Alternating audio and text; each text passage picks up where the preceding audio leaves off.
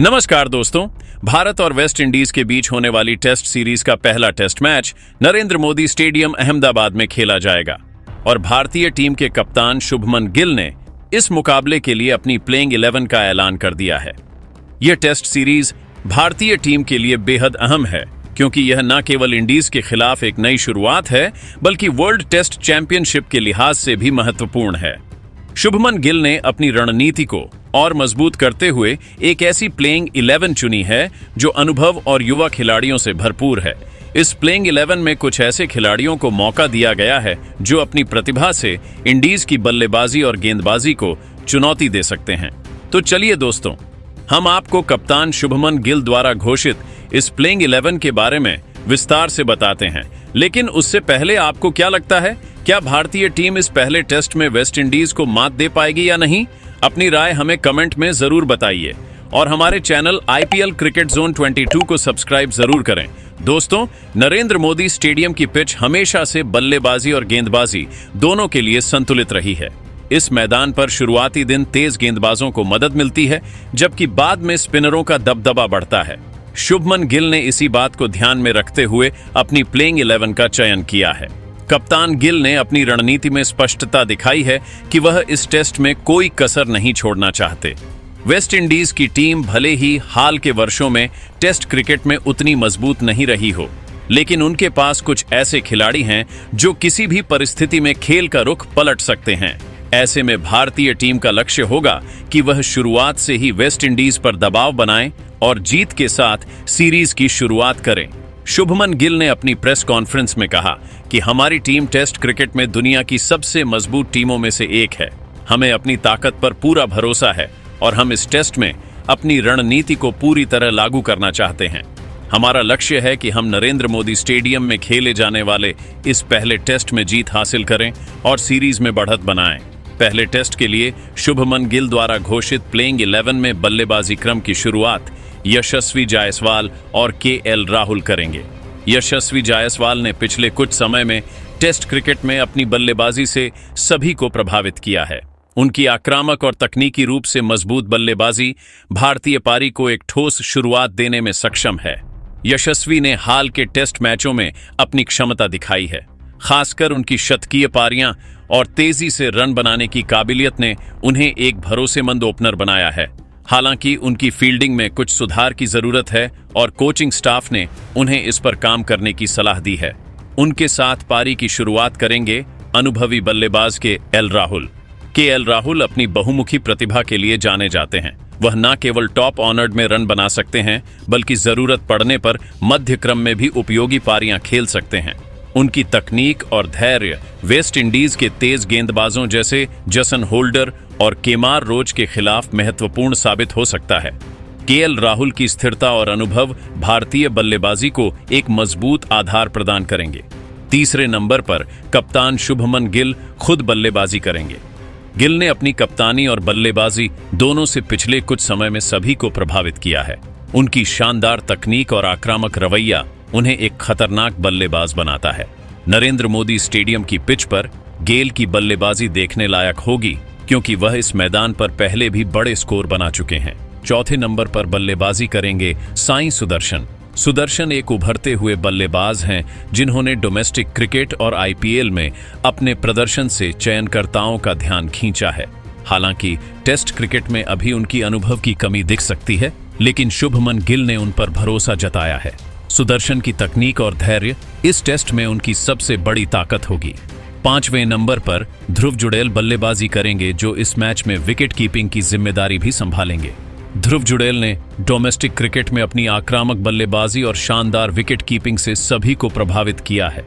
उनकी तेज तर्रार बल्लेबाजी निचले मध्यक्रम में भारत के लिए उपयोगी साबित हो सकती है। जुड़ेल के पास यह साबित करने का शानदार मौका है कि वह टेस्ट क्रिकेट में भी अपनी छाप छोड़ सकते हैं।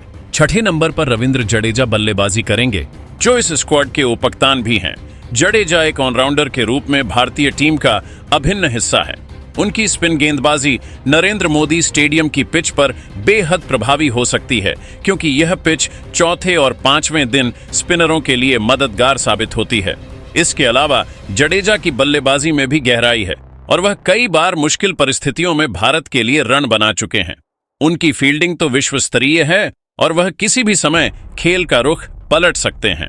7वें नंबर पर अक्षर पटेल बल्लेबाजी करेंगे। अक्षर एक और ऑलराउंडर हैं जो अपनी सटीक स्पिन गेंदबाजी और उपयोगी बल्लेबाजी के लिए जाने जाते हैं। नरेंद्र मोदी स्टेडियम में अक्षर का रिकॉर्ड शानदार रहा है और वह इस पिच पर अपनी गेंदबाजी से वेस्ट इंडीज के बल्लेबाजों को परेशान कर सकते हैं। उनकी बल्लेबाजी में भी स्थिरता है जो निचले क्रम में भारत के लिए महत्वपूर्ण होगी। 8वें नंबर पर वॉशिंगटन सुंदर को जगह दी गई है। वॉशिंगटन एक और स्पिन ऑलराउंडर हैं जो अपनी ऑफ स्पिन गेंदबाजी और निचले क्रम में उपयोगी बल्लेबाजी के लिए जाने जाते हैं।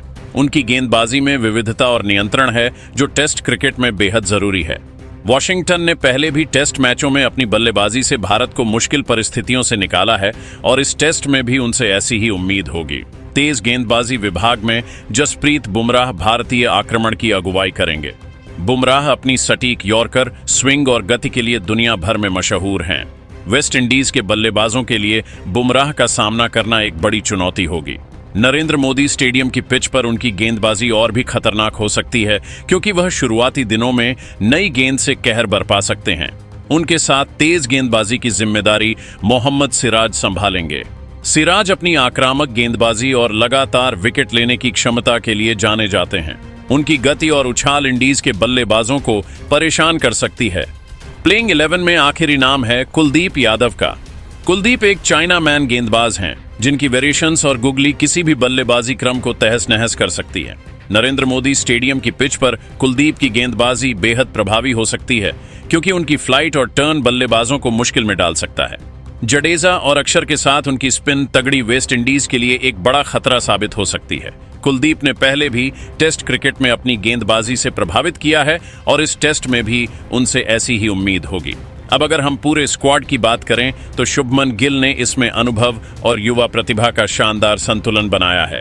स्क्वाड में यशस्वी जायसवाल, केएल राहुल, साई सुदर्शन और कप्तान शुभमन गिल के अलावा देवदत्त पडिक्कल जैसे युवा बल्लेबाज शामिल हैं जिन्होंने डोमेस्टिक क्रिकेट में शानदार प्रदर्शन किया है। ध्रुव जुड़ेल और एन जगदीशन विकेट कीपिंग के लिए मजबूत विकल्प हैं, जबकि रविंद्र जडेजा, अक्षर पटेल और वॉशिंगटन सुंदर ऑलराउंडर के रूप में टीम को गहराई प्रदान करते हैं। तेज गेंदबाजी में जसप्रीत बुमराह, मोहम्मद सिराज और प्रसिद्ध कृष्णा जैसे खिलाड़ी हैं जो किसी भी परिस्थिति में विकेट निकाल सकते हैं। नीतीश कुमार रेड्डी एक उभरते हुए ऑलराउंडर हैं जो बल्ले और गेंद दोनों से योगदान दे सकते हैं। कुलदीप यादव की मौजूदगी स्पिन विभाग को और मजबूत बनाती है। शुभमन गिल की कप्तानी में यह प्लेइंग 11 नरेंद्र मोदी स्टेडियम में वेस्ट इंडीज के खिलाफ पहले टेस्ट में जीत के इरादे से उतरेगी। गिल की रणनीति स्पष्ट है कि वह शुरुआत से ही दबाव बनाना चाहते हैं और वेस्ट इंडीज को बैकफुट पर रखना चाहते हैं। उनकी प्लेइंग 11 में 3 स्पिनरों जडेजा, अक्षर और कुलदीप को शामिल करना इस बात का संकेत है कि वह पिच के व्यवहार को अच्छी तरह समझ रहे हैं। इसके साथ ही बुमराह और सिराज की तेज गेंदबाजी जोड़ी शुरुआती दिन में वेस्ट इंडीज के बल्लेबाजों को परेशान कर सकती है। बल्लेबाजी में यशस्वी, राहुल और गिल जैसे खिलाड़ी बड़े स्कोर खड़े करने की क्षमता रखते हैं, जबकि जडेजा, अक्षर और सुंदर निचले क्रम में गहराई प्रदान करते हैं। तो दोस्तों, यह थी शुभमन गिल द्वारा घोषित भारतीय प्लेइंग 11 जो इंडीज के खिलाफ पहले टेस्ट में नरेंद्र मोदी स्टेडियम में खेलते हुए दिखाई देगी। लेकिन दोस्तों, अब आपको क्या लगता है, क्या यह प्लेइंग 11 इंडीज को हराने में कामयाब होगी या फिर इसमें कुछ बदलाव की जरूरत है? अपनी राय हमें कमेंट में जरूर बताइए और क्रिकेट जगत से संबंधित ऐसी ही नई वीडियो के लिए हमारे चैनल IPL क्रिकेट जोन 22 को जरूर सब्सक्राइब कीजिए। धन्यवाद।